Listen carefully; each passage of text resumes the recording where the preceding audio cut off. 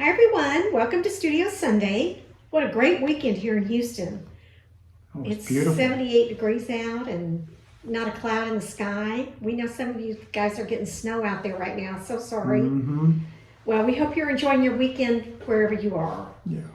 You've been busy cleaning the studio. I did. Well, I finished our big project yesterday, so today I had to clean up my mess. The big project being the Really Complete Paradise 2. Well, we're busy proofing the Really Complete Paradise 2 right now. I proofed it and it's perfect. And it will be on its way to the printer probably next week. The Kickstarter campaign has 5 days left, so if you want a copy of this fun book, be sure to get over to the Kickstarter soon. Friday is the final day. Don't miss this one. No. So you've had 30 days, people. Come on. Yes, that's a month to get this book. Also coming up is Terry Moore Live, April 26th through the 28th. We'll be offering lots of new art that has never been offered before and lots of sketches. And Terry will be live every day somewhere on social media. And Studio Sunday will be live on the 28th. Oh my goodness. I know. So stay tuned for more info about that as we get closer. Strangers in Paradise Volume 4 is at the printer now, and we'll have it in the warehouse probably late May, early June. The soft covers will be in stores in mid-June, and if you're collecting the beautiful new hardcovers, we'll have those up on our site for pre-orders in the next couple of weeks. Nice. You can only get the hardcover from Abstract Studios, so we'll get that up soon. Free Comic Book Day is coming up on May 4th. Terry is super excited about signing at the Battlegrounds Games and Comics in Dalton, Georgia. They have lots of exciting things going on, and they will have all the items with Terry's Free Comic Book Day image. Francine and Katchoo reading, I believe. Yes, reading their latest comics. They'll have all those items available for sale. I think there are t-shirts, stickers, buttons, and I'm not sure what else, but a bunch of stuff. So come and see Terry along with your friend Adam Hughes and your friend Joe Linsner. Yeah, 2 fun guys. That's going to be a fun day. So that'll be great. Yeah. And Allison Son will be there as well. Allison. So that's all I have. Well, I'm just reading it off. It's got it all done. Well, good. Do you have anything to add, Mr. Moore? I am really pleased with the way the Really Complete Paradise 2 turned out. I want to just say that. I spent the last couple of weeks on the computer really working hard to get it all laid out in a new format, new layout. Love it. Absolutely love it. It completes the mission that I really had for that all along, which was to show you, here's where the Katchoo character came from. Here's where Francine came from. Here's how it all came together. And it does that. Well, good. Yeah. Okay. Let's get on the hot seat. Okay. This question is from our friend Todd Ferguson. Hey. In the usual superhero comics, we learn the importance of dynamic action shots. But your story is more realistic, grounded in reality with lots of just communicating, storytelling, etc. In the comic I'm trying to make right now, it too is grounded in reality. So the shots I'm choosing are less dynamic while trying not to be just talking heads. It's not overly exciting. When you started SIP, it was more cartoony and allowed for more variety in shots and angles, etc. Case in point, all the police guns pointing at Katchoo in her doorway. That's a great image. Later on in the series, as it got more realistic, I don't feel you'd even consider doing a shot like that. Where is that line? How do you decide what can be a creative shot but not flashy or overly comic booky like? How do you make an interesting shot when the scene isn't calling for anything dramatic or overly dynamic? That's a very detailed question. Yeah, that's a thesis. The basic rule of thumb for my illustration of Strangers in Paradise was to try to have even if it was people just having a conversation, try to reveal the secrets in their faces. Like somebody knows something somebody else doesn't. So if you the reader know the secret and we know we're keeping it from Katchoo, you can lay all kinds of Easter eggs in the conversation, but also in the expressions. You can tell when Casey is not telling the truth or something like that. That's what you strive for. And that's kind of, in many ways, if you get that look just right, that knowing look or that stammer, then that's as fun as drawing somebody running and punching something. So that was the thing about, Strangers in Paradise and trying to make meaningful conversations and things like that. What was his other part? I got so deep into that one, I forgot what the other one was. How do you keep it The cartoony versus realism. How do you keep it interesting when it's not cartoony? Yeah. Once again, it's what you're looking at in the shot. This is kind of a art director question. Like, how do you set up the room so that everything in the room is a tell, is influencing what the point of the scene is. If you have one point in the conversation, and if nothing in the visuals ever supports that or implies it or hints at it or whatever, you've wasted all the setting, you know. So the setting in the room can be a part of the reveal of either the secret or the truth that's coming out in the conversation. So you have to think like that. Like, how do you, because I could put 30 things on one page that say, he's guilty, he's guilty. And it could be everything from the titles of the books on the shelf to what he's wearing. Maybe he's wearing stripes. You know, I mean, I'm doing everything subliminal I can to support that. And in the early days, because I was still so influenced by cartoons and National Lampoon and frat movies, I was more over the top with the visuals. You know, you could do that, you know. The gun scene. 50 cops arresting one lady. Do you miss that? Yeah, it was a lot of fun. You're just swinging for the fences. But it was very burlesque in a way. I mean, very vaudeville. It was just big and over the top. Everything's in all caps, you know. I got to the point where as the characters, their stories got a little more gravity to them, I wanted to treat it with a little more respect so that you understood that, you know, Francine's marriage falling apart was not funny. Well, as the story progressed, your art had to change styles to grow with that, I guess. And I think it's appropriate because we kind of catch them when they're, say, 21, and by the time we're done, they're 31 maybe. So yeah, that's just life. So hope that helps. Well, Todd, I hope Terry answered your question. It's a deep question. I know. For a weekend. Wow. I can't. Thank you, Todd. Thank you. Okay, so what are you drawing today? We had a question following last week's about turnarounds, artistic turnarounds. You have a character you can draw them head on. Can you draw them 3/4, sideways, all the way around? And that's called a turnaround. So we're going to take a look at that. So you can. I can do that. And yes, I have drawn turnarounds of my characters, and everybody that we read in comics has probably done turnarounds of their characters. So yeah, it's time we talk about it. So yeah, meet me here and I'll show you. Okay, I had two questions from last week's video. One question was about drawing board angle. What is your recommendation for a drawing board angle? The angle of the board is all about being able to see the figure from top to bottom, straight on.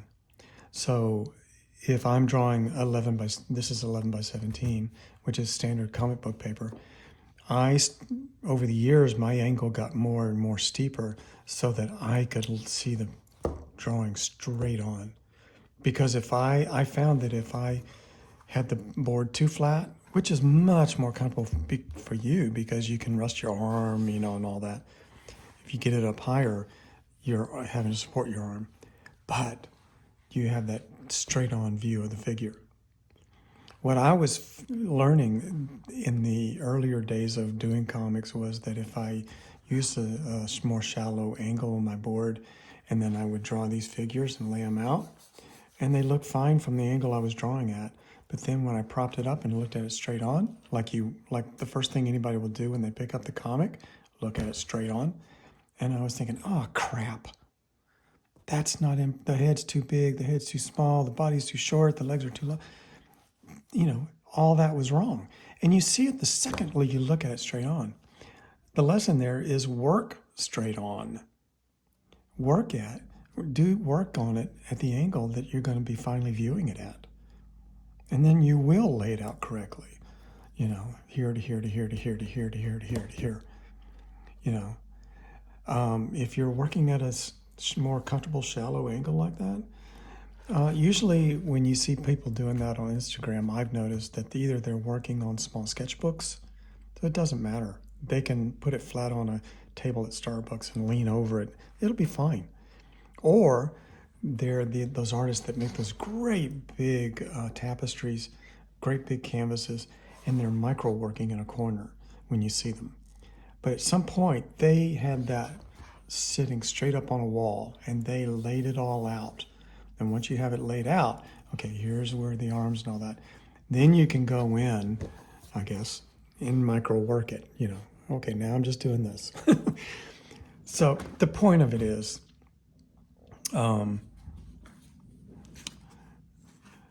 if you're going to look at it like this, don't work on it like that. It's as easy as that. It's just a matter of the eye and how the eye sees things. Okay, the second question I had, hopefully that settles the matter for all time in human history. Turnarounds. How do you do turnarounds? I'll show you. Turnarounds is when you have a character like Francine, and the artist knows how to draw her face from that angle, side angle, back angle, other side, 3/4. The artist can draw her from any angle. And when the artist does the experimental work to sketch all that out, they'll make what you call a turnaround. Here's a turnaround of Francine.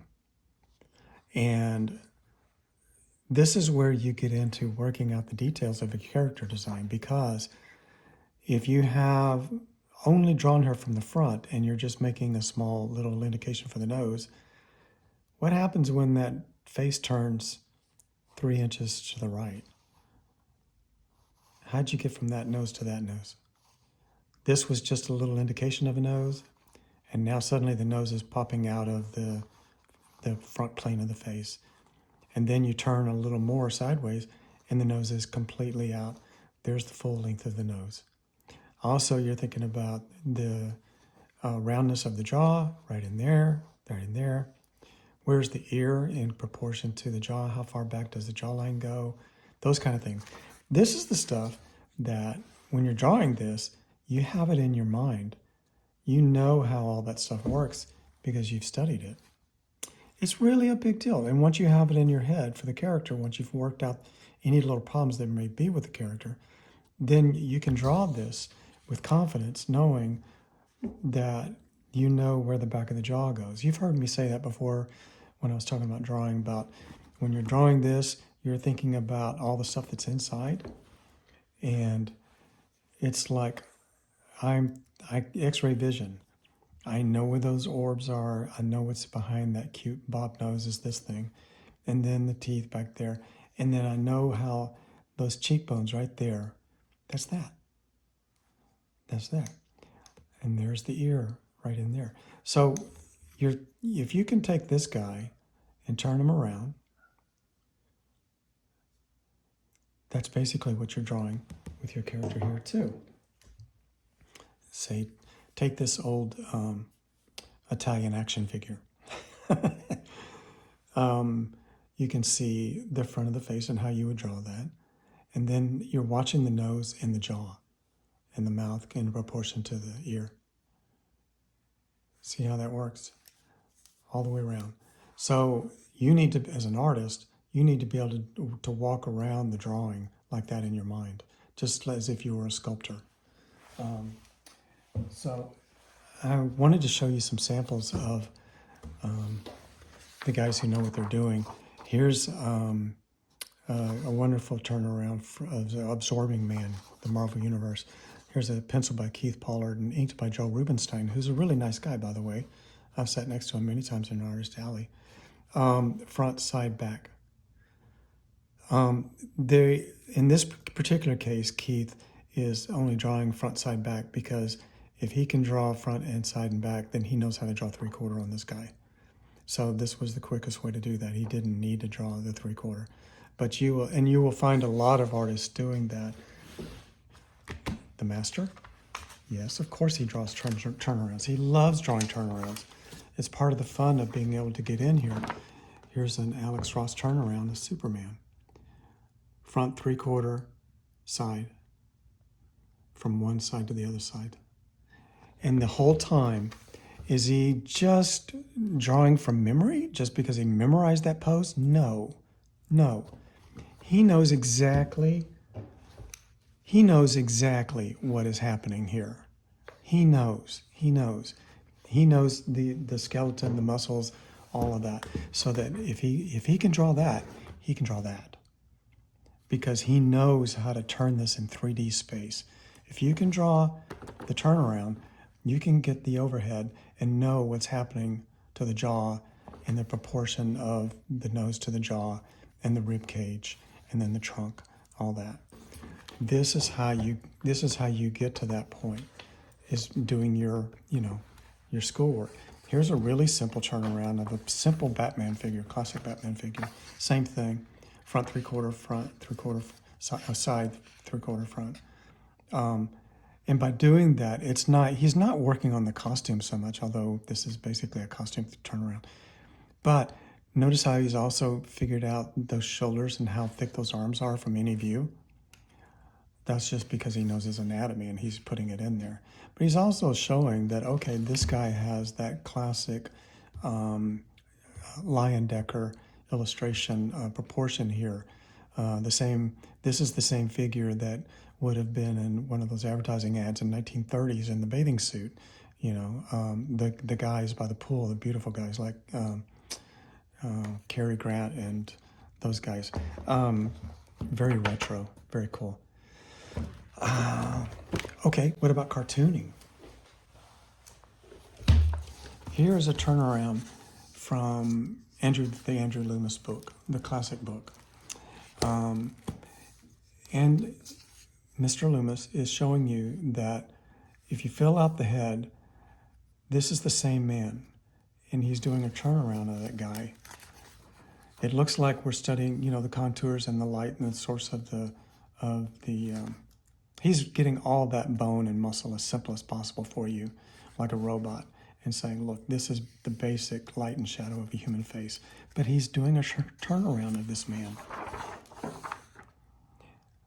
He's doing a turnaround of this lady. Instead of you looking like, he's showing me how to do charcoal portraits. No, he's not. He's showing you what this lady looks like with her chin up and what it looks like from that side and from that side. If all you want to look at is, look at his charcoal thing, I can do hair like that, you've missed it. This is a turnaround, and he's showing you how to work that cheekbone area. I'm going to go ahead and draw in this $100 book. How to work that cheek area when you go from that angle to that angle. And what happens to that big, beautiful jawbone when it's lifted up like that. And the opposite way. What if she puts her chin down? These are turnarounds. This is how you figure this stuff out. You have to draw these angles. And when you've got all that figured out, this is as simple as it gets. This is one of my heroes, Doug Snade. He was the Playboy cartoonist. Doug has got it down to the absolute simplest version possible. Just the acute indication of the nose, indication of the mouth, the jawline. Can he turn that?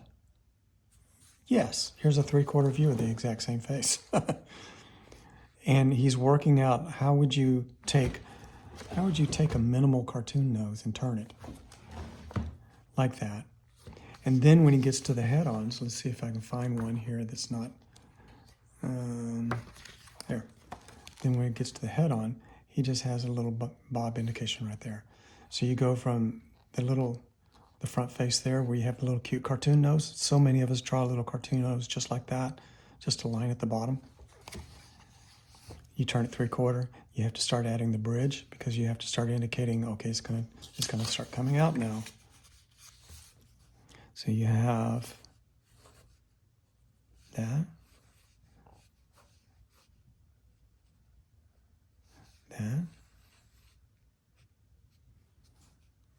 Turns out like that. And then as you turn, the nose grows like Pinocchio. You need to have that in your head when you're drawing, and then you can work her from any angle, up and down. She could have her head at any angle. Doug's got it covered. Yeah?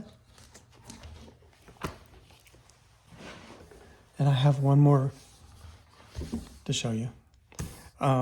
Everybody in comics that has any kind of animation background or, cartooning animator background is going to be all over the turnaround. They can turn anything around, their characters, the furniture in the room, whatever. So whether it's Jeff Smith or Eric Powell or Scotty Young, they can do it. Here's Jeff's turnaround of Rose, young Rose. So how does her nose work from the front and the side? And what if her head's down, head down front, head down 3/4? Jeff's doing his turnaround. Same thing he's doing here with the young Lucius. I always said Lucas. I just realized there's an I. Lucius. He's doing the same thing with Lucius. 3/4 front, 3/4 chin up. And Jeff has this in his brain. Once you draw it, you have it in your brain. And you don't need to if you wanted a strange angle, you don't have to figure it out coming from that angle. You just go straight for the strange angle and you know where everything is, placed on the face. If you want to practice this, the best way is just to practice it in the simplest way possible. Just draw the cartoon man and then move him around, turn him around. Okay?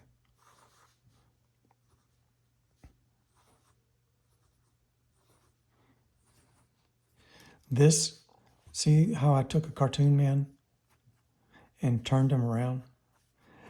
I could do the same thing with Batman. It's just more details. In fact, it'd be easier with Batman. I hope that helps, guys. That's turnarounds. Just the principle of turnarounds and just a quick introduction to why you should bother with them, why it's worth your while to make them. Hope that helps.